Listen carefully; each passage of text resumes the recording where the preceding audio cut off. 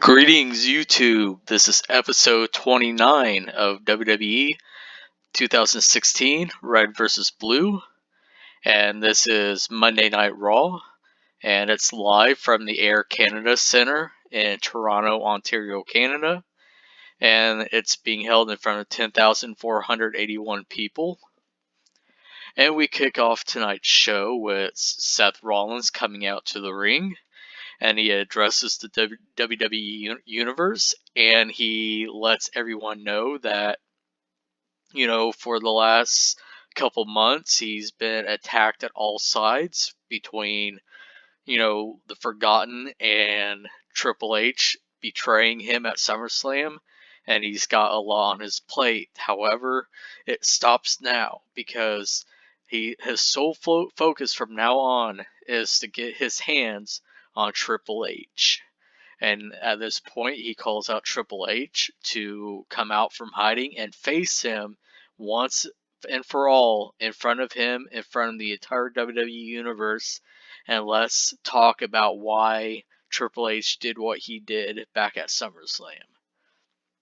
Of course, Seth waits for Triple H, and he doesn't come out, and Seth, kind of laughs at it, and he's like, he knew Triple H wasn't going to show because he's a coward. All he does is attack people from behind and then hide behind a desk somewhere, whether it be in Stamford or at the WWE Performance Center. But he's not leaving until he gets to see Triple H.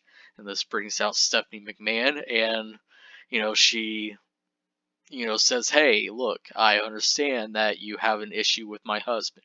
I understand that you want Triple H in this ring right now. However, he's not here. As you know, he is very busy. Not only does he, have a very important role behind the scenes in WWE, but he also runs NXT. So he can't always be at Monday Night Raw. And it says, of course he can't, because he knows that I'm looking for him. He knows that if he shows his face, that I'm going to get him. But that's okay, because if he's not going to come to me, then I sure as hell will go to him. And he doesn't know when, but one day or another, he's going to have to face me face to face. If it's not here, then I might just have to go to Florida and take a visit to the Performance Center. And Steffi's like, I would not do that if I were you. Because you go down there to NXT, there's going to be a lot of people in NXT at the Performance Center that will, fight for Triple H. And then that might be a battle that you won't be able to win. And Seth kind of laughs off. He's like, yeah, I'm willing to take that chance, because one way or the other, Triple H is going to pay for what he did to me. And Seth walks off, ending the segment. So basically Triple H is still ducking him, but Seth is tired of it, and he's going one way or the other. At some point, he's going to confront Triple H. And he might have to go down to Orlando to the Performance Center to confront Triple H there. So the segment got a 75B minus rating with Strong Ray to start off the show. And we go to our first match in a bout that had decent wrestling but didn't have much heat. Alex Shelley and Chris Sabin defeated the Vaudevillains in 9:18 when Alex Shelley defeated Simon Gotch by pinfall with an automatic midnight. Simon Gotch had an in-ring performance of 52, Ada English 46, Chris Sabin 55, and Alex Shelley 58. Alex Shelley is improving in both rumble and performance skills. The match got a 57C minus rating, so this is machine guns, although I'm not going to be naming them the Mortar City Machine Guns, because I don't think in real life, if they had showed up in WWE, that they would be giving that name, because the gun reference and all, I'm not sure what I will call them, but I'm going to think of something to call them in the future. But as of right now, they're just Alex Shelley and Chris Sabin. And we go on to the next segment. After the match, Red Dragon come in and they attack Sabin and Shelly, beating them down to the mat. Basically, they're still upset that, they lost the tag titles to them last week on Raw. That segment got a 53C- rating. And we move on to our next match. In a decent match, Finn Balor defeated Curtis Axel in 820 by pinfall with a coup de grace. Curtis Axel had an in-ring performance of 51, Finn Balor 53. Finn Balor is improving his performance skills. The match got a 55C- rating. And we go on to the next segment. Backstage, Christian is backstage and Drew McIntyre comes in. He's like, basically telling Christian that he wants Cena, he wants the Universal Championship, and Christian's like, hey, that's Cena still has that 30-day time frame. It's getting close, but as of right now, Cena is still Universal Champion and he's still injured. However, I will make the match at the end of the month. It's Hell in a Cell. It's going to be John Cena defending the Universal Championship against Drew McIntyre. And if John Cena does not appear and defend the title by Hell in a Cell, then he will have to forfeit. He will have to relinquish the Universal Championship. However, don't get any ideas because I'm not going to, like I told you before, I'm not just going to hand you the championship. You're going to have to earn it. And how you're going to earn it as of right now, if it's not going to be against Cena, it's going to be another match, and that match will be determined at that time. But until then, prepare for John Cena. Prepare for Hell in a Cell. And in fact, you got a match next, so I suggest you get to the ring. And Drew's like, okay, well, one way or the other, you're looking at the next Universal Champion. And Drew walks off. So the segment got a 68C+ rating. And we move on to the next match. In a decent match, Drew McIntyre defeated Zack Ryder by pinfall in 901 with a Future Shock DDT. Zack Ryder had an in-ring performance of 46, Drew McIntyre 56. No worker improvements. The match got a 55C- rating. And then we go to a backstage promo with Charlotte Flair as she talks about the return of Nikki Bella last week and Nikki Bella challenging Charlotte Flair to a title match. And Charlotte, basically saying how Nikki can't just come back after, a long time away and get a title shot handed to her. She has to earn it. And then, and only then, will she think about getting a title shot.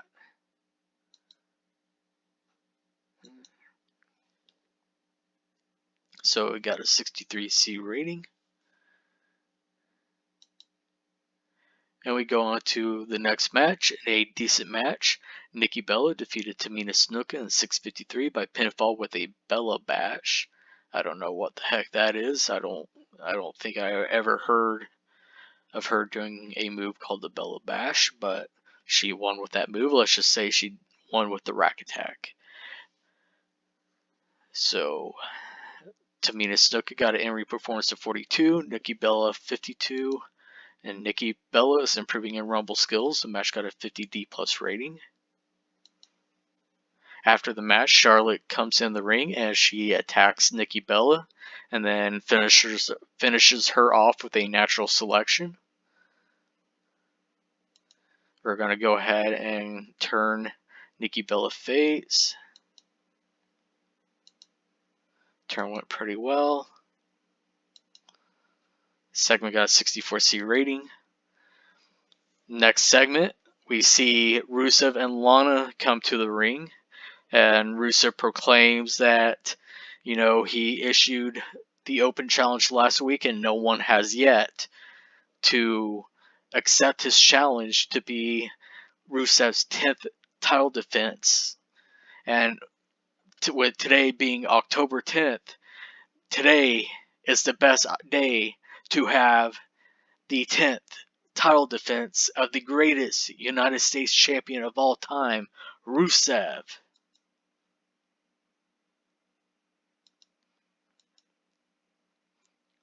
And he goes on and he says, I gave everyone a week to accept my open challenge. So from now, anyone has 10 seconds to answer my open challenge, or I'm going to, say that this title defense is over and it's forfeited, and I win by forfeit.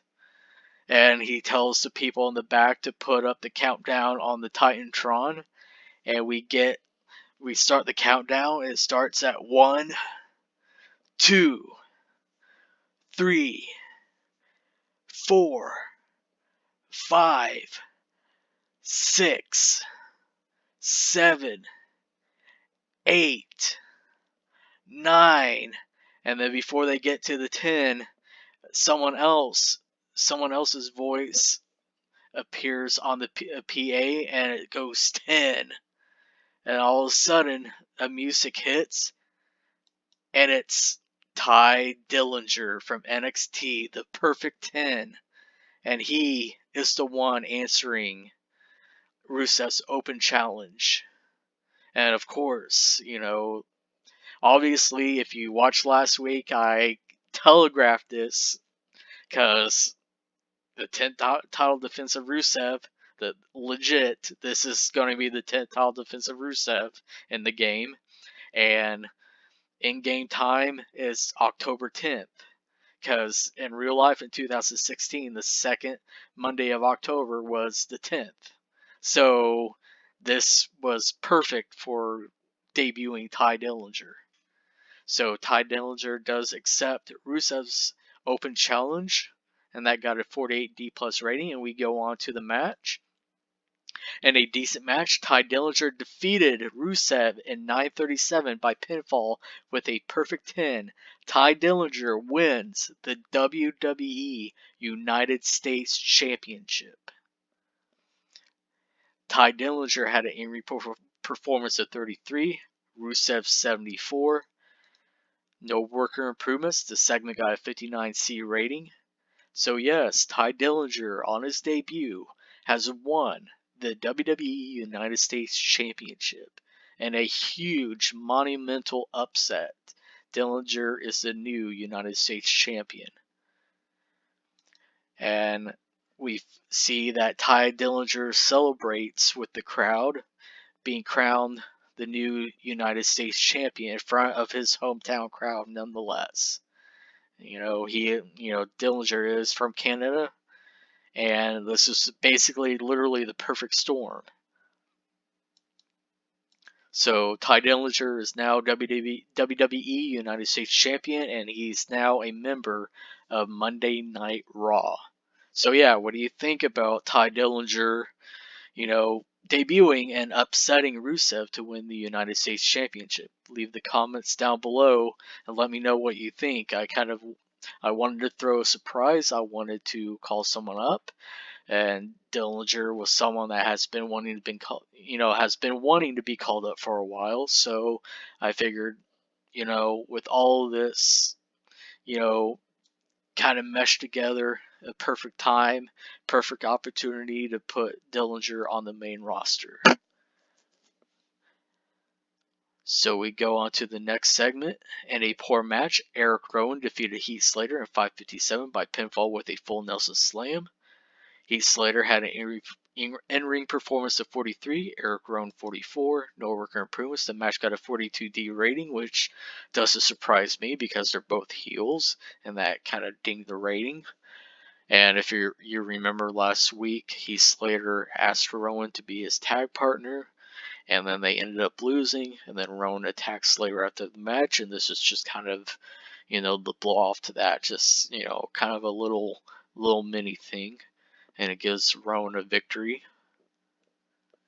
And we go on to the next segment is a backstage promo with the returning Randy Orton. If you remember last week at the end of the show, he returned and helped out Seth Rollins and Finn Balor take out the Forgotten by giving them a bunch of RKOs. And Basically, Orton explains why he returned and why he, helped out Rollins and Balor against the Forgotten. And he's like, well, things have changed since I've been gone. You got these guys showing up, causing havoc, basically crying and complaining about how, they weren't given anything when they were originally in the company, and how, like, guys have been giving special treatments. And you know what? It's kind of true. You know, I've been giving a lot of, preferential treatment. Someone like John Cena's been giving preferential treatment. The former members of the Shield, they've been giving you preferential treatment. You know why? Because we have something special. We are talented. We, are just a little bit head and shoulders above everyone else. And that's not a knock on everyone else. It just means that we're that good. And sure, I'm an Orton. I'm a third generation superstar. So yeah, I might have it a little bit better than, say, Damian Sandow. I might have it a little bit better than someone like a Ryback. However, if you're that good, if you're that talented, you don't need to have a famous last name. You don't need to have, you don't need to be friends with the boss. You don't have to have, anything at your side to help push you to the top. Because, if I was just someone else, I could still be who I am. See, someone like Cody Rhodes, his last name's Rhodes, his dad is the American Dream, but yet he's crying about how he doesn't get the treatment other people have. Well, maybe if you were a little bit better and weren't such an embarrassment to your dad and to your dad's name, then maybe you could be a little bit better. So that's why I did what I did last week. That's why I'm back. So let this be a lesson to anyone, whether it be Sandow, Barrett, McIntyre, Cody. You better watch what you're doing and where you're going, because this Viper will strike. So that segment got a 76B minus rating. So basically just Orton letting his intentions known that he's going to fight against them, against the Forgotten, and he's going to make their lives a living hell. And we go on to our next match, and a decent match. Bully Ray defeated Neville in 1303 by pinfall with a Bubba Bomb. Bully Ray had an in-ring performance of 61, Neville 56, no worker improvements. The match got a 63C rating. And on to our next segment, we get a backstage brawl between Cesaro and Sheamus. So basically just continuing their little feud that they have. Sheamus is still dealing with a minor nagging injury. I don't want to put him in the ring and further risk additional injury to him, so I've been putting him backstage skits, and this is just one of them. This is just basically getting them both on screen and continuing their little feud that they have. And that got a 77B rating. And then we go on to our main event in a superb match. Randy Orton defeated Bad News Barrett in 16-14 by pinfall with an RKO. Barrett and Orton have great chemistry and it showed in their performance. Barrett had an in-ring performance of 65, Orton 86. And Orton is improving the technical skills. The match got a 74B minus rating, so a solid rating there. And Randy Orton's return match. And we end the show after the match. Orton celebrating in the ring when he's jumped by McIntyre, Ryback, Sandow, and Cody. And they, start a 4-on-1 assault, which is then joined in on by Barrett after he recovered from that RKO. And they're taking turns beating down Orton. And Finn Balor comes out to try to help out Orton after Orton came out last week and helped him out when they were beating him down. And the numbers game was too much for Orton and Balor, and the Forgotten ends up beating down Orton and Balor to end the show. So the segment got a 75B minus rating, and we end the show with a 71C plus rating. Ouch. I was hoping it was a little bit better, especially with the last 3 segments, but I guess not. But I guess, the whole Ty Dillinger thing, and a few other segments kind of like dragged the show down, which is kind of disappointing, but once again, that's to be expected because we're building a lot of these guys up because most of them were very popular, don't really have a lot of overness. But once again, we'll play that as it goes. Like I said before, not too worried about the ratings. I'm more worried about the stories and what I want to tell in this game. But until next time, for SmackDown Live, take care.